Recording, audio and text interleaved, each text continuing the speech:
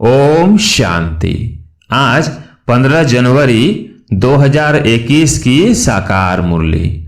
आज बाबा ने कहा, मीठे बच्चे, तुमने आधा कल्प जिसकी भक्ति की है वही बाप खुद तुम्हें पढ़ा रहे हैं। इस पढ़ाई से ही तुम देवी देवता बनते हो। प्रश्न, योग बल के लिफ्ट की कमाल क्या है? उत्तर, तुम बच्चे योग बल की लिफ्ट से सेकंड में ऊपर चढ़ जाते हो, अर्थात सेकंड में जीवन मुक्ति का वर्षा तुम्हें मिल जाता है। तुम जानते हो सीढ़ी उतरने में 5000 वर्ष लगे और चढ़ते हैं 1 सेकंड में। यही है योग बल की कमाल। बाप की याद से सब पाप कट जाते हैं, आत्मा शतोप्रधान बन जाती है। ओम शांति। रूहानी बाप रूहानी बच्चों को बैठ समझाते हैं। रूहानी बाप की महिमा तो बच्चों को सुनाई है। वह ज्ञान का सागर सच्चित आनंद स्वरूप है, शांति का सागर है।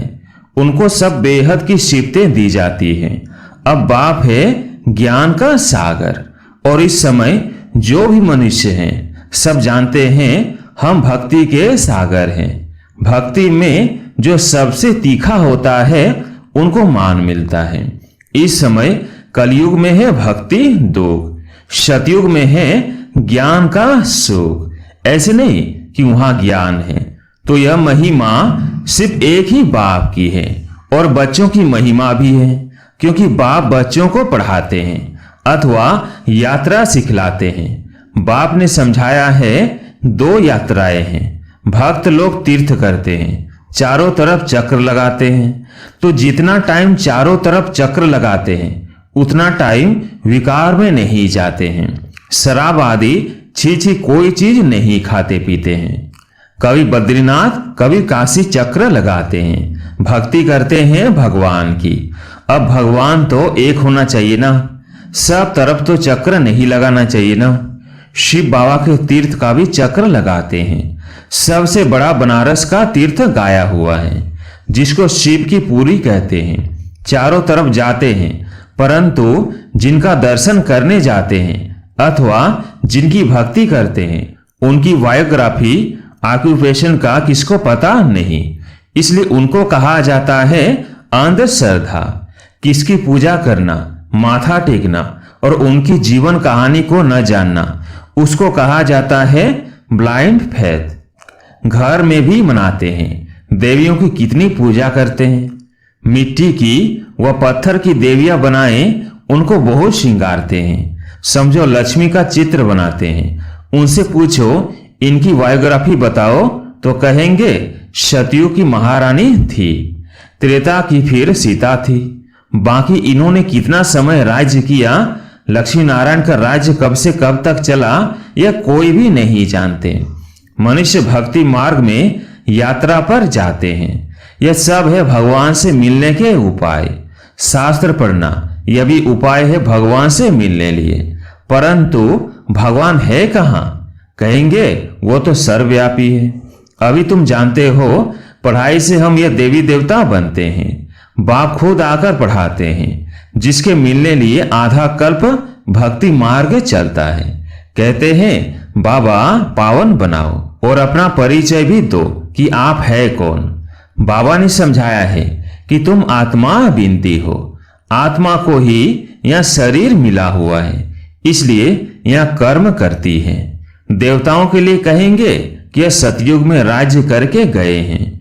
क्रिश्चियन लोग तो समझते हैं ब्रूअर गॉड फादर ने पैराडाइज स्थापन किया, हम उसमें नहीं थे। भारत में पैराडाइज था। उनकी बुद्धि फिर भी अच्छी है।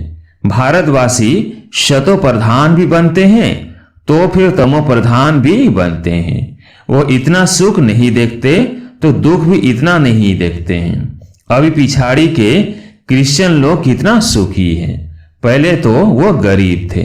पैसा तो मेहनत से कमाया जाता है ना। पहले एक क्राइस्ट आया, फिर उनका धर्म स्थापन होता है, वृद्धि होती जाती है। 1 से 2, 2 से 4, फिर ऐसे वृद्धि होती जाती है।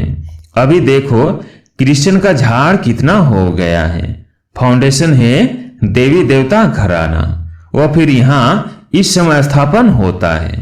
पहले एक ब्रह्मा फिर ब्राह्मणों की एडाप्टेड संतान वृद्धि को पाते हैं। बाप पढ़ाते हैं तो बहुत ढेर ब्राह्मण हो जाते हैं। पहले तो यह एक था ना, एक से कितनी वृद्धि हुई है, कितनी होने की है। जितने सूर्यवंशी चंद्रवंशी देवताएं थे उतने सब बनने के हैं। पहले है एक बाप, उनकी आत्मा तो है ही। बाप की हम आत्माएं संतान कितनी है? हम सब आत्माओं का बाप एक अनादि है। फिर सृष्टि का चक्र फिरता रहता है। सब मनुष्य तो सदैव नहीं है ना।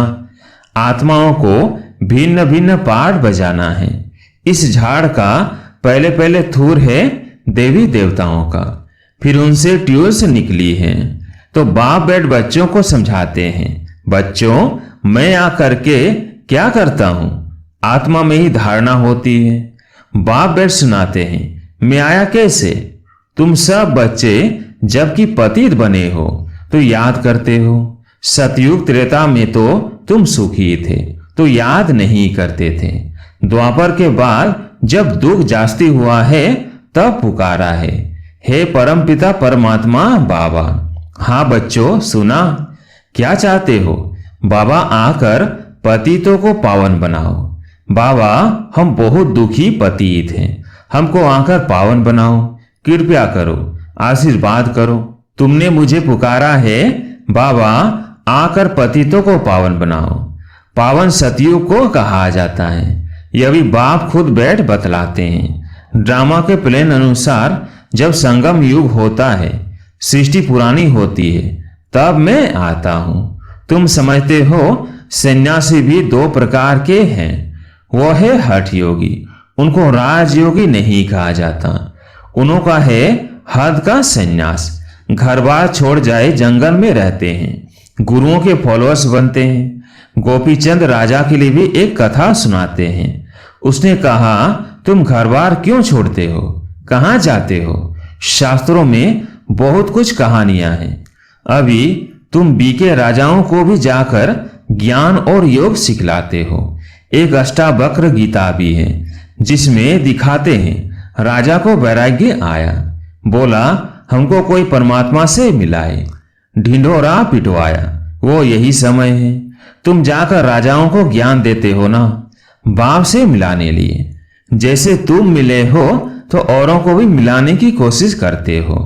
तुम कहते हो हम तुमको स्वर्ग का मालिक बनाएंगे, मुक्ति जीवन मुक्ति देंगे। फिर उनको बोलो शिव बाबा को याद करो और कोई को नहीं।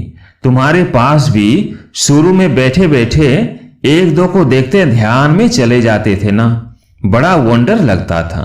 बाप था ना इनमें, तो वो चमत्कार दिखाते थे, शव की रस्सी खींच लेते थे। बाप दादा इकट्ठे हो गए ना, कब्रिस्तान बनाते थे। सब बाप की याद में सो जाओ, सब ध्यान में चले जाते थे। ये सब शिव बाबा की चतुराई थी। इसको फिर कई जादू समझने लगे। यह था शिव बाबा का खेल। बाप जादूगर सौदागर रत्नागर है ना, धोबी भी है, सोनार भी है, वकील भी है। सबको रावण की जेल से छुड़ाते हैं। उनको सब बुलाते हैं, हे पतित पावन, हे दूर देश के रहने वाले, हमको आकर पावन बनाओ। आओ भी पतित दुनिया में, पतित शरीर में आकर हमको पावन बनाओ। अभी तुम उनका भी अर्थ समझते हो। बाप आकर बतलाते हैं, तुम बच्चों ने रावण के देश में हमको बुलाया है। मैं तो परम धाम में बैठा था। स्वर्ग स्थापन करने के लिए मुझे नरक रावण के देश में बुलाया कि अब सुख धाम में ले चलो। अभी तुम बच्चों को ले चलते हैं ना, तो यह है ड्रामा। मैंने जो तुमको राज्य दिया था वो पूरा हुआ। फिर द्वापर से रावण राज्य चला है। 5 विकारों में गिरे। उनके फिर चित्र भी हैं जगन्नाथपुरी में। पहले नंबर में जो था वही फिर 84 जन्म ले अब पिछाड़ी में है। फिर उनको ही पहले नंबर में जाना है। यह ब्रह्मा बैठा है, विष्णु भी बैठा है। इनका आपस में क्या कनेक्शन है दुनिया में कोई नहीं जानते। ब्रह्मा सरस्वती भी असूल में सतयुग के मालिक लक्ष्मी नारायण थे। अभी नर्क के मालिक हैं, अब ये तपस्या कर रहे हैं यह लक्ष्मी नारायण बनने के लिए। देलवाड़ा मंदिर में पूरा यादगार है, बाप भी यहाँ ही आए हैं, इसलिए अब लिखते भी हैं आबू सर्व तीर्थों में, सब धर्मों के तीर्थों में मुख्य तीर्थ है, क्योंकि यहाँ ही बाप आकर सर्व धर्मों की सदगति करते हैं। तुम शांति धाम होकर फिर स्वर्ग में जाते हो, बाकी सब शांति धाम में चले जाते हैं। वह है जड़ यादगार और यह है चैतन्य। जब तुम चैतन्य में वो बन जाएंगे तो फिर यह मंदिर आदि सब खत्म हो जाएंगे, फिर भक्ति मार्ग में यह यादगार बनाएंगे। अभी तुम स्वर्ग की स्थापना कर रहे हो। मनुष्य समझते हैं स्वर्ग ऊपर में है, अभी तुम समझते हो यही भारत स्वर्ग था, अभी नर्क है। यह चक्र देखने से ही सारा ज्ञान आ जाता है। द्वापर से और धर्म आते हैं, तो अभी देखो कितने धर्म हैं। यह है आयरन एज, अभी तुम संगम पर हो। सतयुग में जाने के लिए पुरुषार्थ करते हो। कलयुग में है सब पत्थर बुद्धि, सतयुग में है पारस बुद्धि। तुम ही पारस बुद्धि थे, तुम ही फिर पत्थर बुद्धि बने हो, फिर पारस बुद्धि बनना है। अब बाप कहते हैं तुमने हमको बुलाया है तो मैं आया हुआ हूं और तुमको कहता हूं काम को जीतो तो जगत जीत बनेंगे। मुख्य यह विकार ही है। सतयुग में है सब निर्विकारी और कलयुग में है विकारी। बाप कहते हैं बच्चे अब निर्विकारी बनो, 63 जन्म विकार में गए हो, अब यह अंतिम जन्म पवित्र बनो।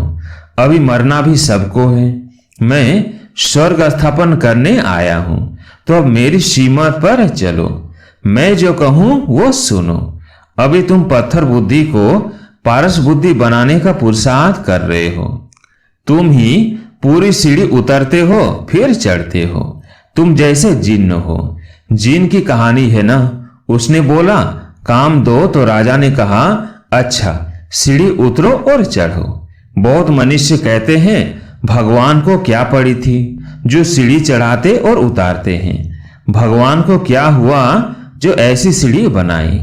बाप समझाते हैं ये अनादि खेल है। तुमने 5000 वर्ष में 84 जन्म लिए हैं। 5000 वर्ष तुमको नीचे उतरने में लगे हैं, फिर ऊपर में जाते हो सेकेंड में। यह है तुम्हारे योग बल की लिफ्ट। बाप कहते हैं याद करो तो तुम्हारे पाप कट जाएंगे। बाप आते हैं तो सेकंड में तुम ऊपर चढ़ जाते हो, फिर नीचे उतरने में 5000 वर्ष लगते हैं। कलाएं कम होती जाती हैं। चढ़ने हैं तो लिफ्ट हैं, सेकंड में जीवन मुक्ति। शतो प्रधान बनना है, फिर आहिस्ते आहिस्ते तमो प्रधान बनेंगे। 5000 वर्ष लगते हैं। अच्छा फिर तमो प्रधान से शतो प्रधान बनना है एक जन्म में। अभी जबकि मैं तुमको स्वर्ग की बादशाही देता हूं तो तुम पवित्र क्यों नहीं बनेंगे। परंतु कामेशु क्रोधेशु भी है ना, विकार न मिलने से फिर स्त्री को मारते हैं, बाहर निकाल देते हैं, आग लगा देते हैं। अबलाओं पर कितने अत्याचार होते हैं, यह भी ड्रामा में नोंद है। अच्छा मीठे मीठे शिकिलधे बच्चों प्रति माँ पिता बाप दादा का याद प्यार और गुड मॉर्निंग। रूहानी बाप की रूहानी बच्चों को नमस्ते। हम रूहानी बच्चों की रूहानी बाप दादा को याद प्यार गुड मॉर्निंग नमस्ते नमस्ते। धारणा के लिए मुख्य सार। पहला पॉइंट, जगत का मालिक बनने व विश्व की बादशाही लेने के लिए मुख्य काम विकार पर जीत पानी है। संपूर्ण निर्विकारी जरूर बनना है। दूसरा पॉइंट, जैसे हमें बाप मिला है ऐसे सबको बाप से मिलाने की कोशिश करनी है। बाप की सही पहचान देनी है, सच्ची सच्ची यात्रा सिखलानी है। आज प्यारे मीठे बाबा का वरदान, साइलेंस की शक्ति द्वारा सेकंड में हर समस्या का हल करने वाले एकांतवासी भव। साइलेंस की शक्ति द्वारा सेकंड में हर समस्या का हल करने वाले एकांतवासी भव। जब कोई भी नई वह शक्तिशाली इन्वेंशन करते हैं तो अंडरग्राउंड करते हैं। यहाँ एकांतवासी बनना ही अंडरग्राउंड है। जो भी समय मिले कारोबार करते भी, सुनते सुनाते, डायरेक्शन देते भी इस देह की दुनिया और देह के भान से परे साइलेंस में चले जाओ। यह अभ्यास व अनुभव करने कराने की स्टेज हर समस्या का हल कर देगी। इससे एक सेकंड में किसी को भी शांति व शक्ति की अनुभूति करा देंगे। जो भी सामने आएगा वो इसी स्टेज में साक्षात्कार का अनुभव करेगा। स्लोगन: व्यर्थ संकल्प व विकल्प से किनारा कर आत्मिक स्थिति में रहना ही योग युक्त बनना है। व्यर्थ संकल्प व विकल्प से किनारा कर आत्मिक स्थिति में रहना ही योग युक्त बनना है। अच्छा, ओम शांति।